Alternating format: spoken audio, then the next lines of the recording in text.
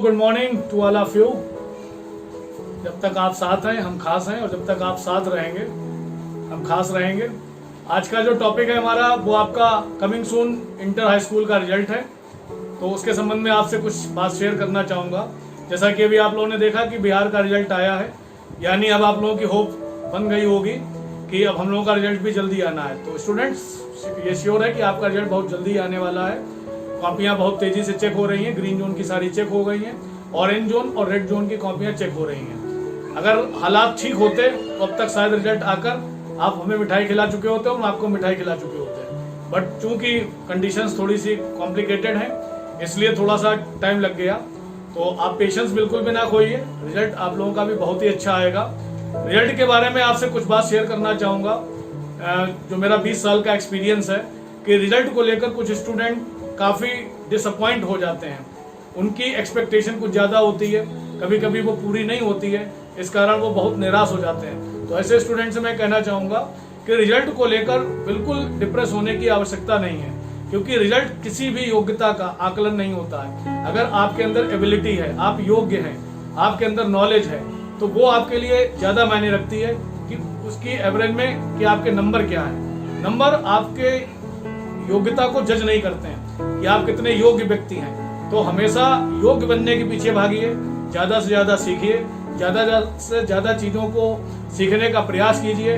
और सीखना आपको जहाँ से भी मिले, छोटे बच्चे से भी अगर आपको कुछ सीखने को मिले तो आप उससे जरूर सीखिए। कोई ज़रूरी नहीं होता कि सीखने के लिए कोई बड़ा व्यक्ति हो।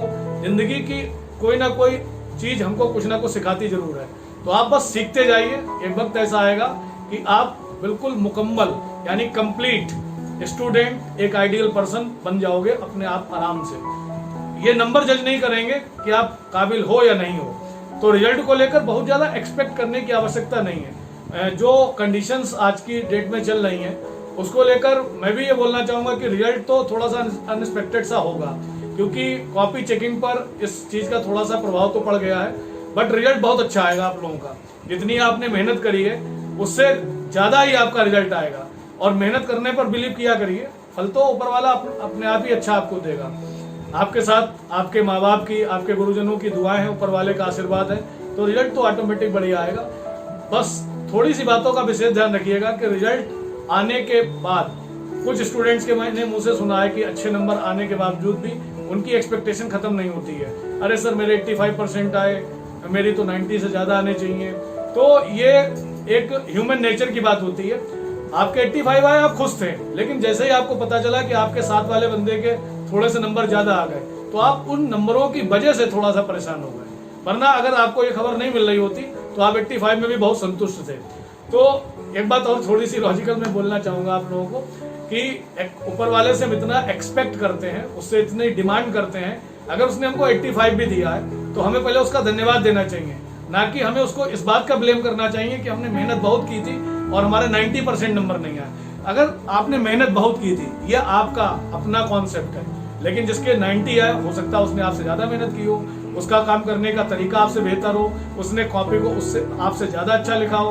आपने जो 3 घंटे दिए और उसने जो 3 घंटे लिए, उस 3 घंटे में उसने अच्छी तरीके से अपने काम को उस कॉपी के ऊपर लिखा हो और उसकी कॉपी ज़्यादा इफेक्टिव रही हो एग्जामिनर की नज़र में, तो यार उस चीज़ को लेकर बहुत ज़्यादा निगेटिव सोचने की आवश्यकता नहीं है। अगर हम लोग, अब हम ही लोगों को देख लो, अगर हम लोग आप लोगों से अगर कंपैरिजन करें, आपकी जनरेशन से कंपैरिजन करें, तो हम लोग तो यार तुमसे नज़र मिलाकर भी बात नहीं कर पाएंगे, क्योंकि हम लोगों के टाइम पर तो 65, 70, 75 वाला बंदा विद ऑनर मान लिया जाता था, और वो बहुत मतलब अच्छा स्टूडेंट, बहुत टॉपर की श्रेणी में आता था।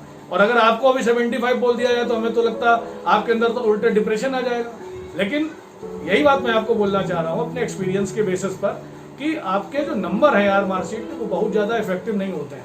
आजकल कंपटीशन का दौर है। आप IIT में जाओगे, नीट का एग्जाम दोगे या कोई भी कंपटीशन के एग्जाम में जाओगे, तो मार्कशीट के बिहाफ पर आपको सिलेक्शन थोड़ी नहीं मिलेगा।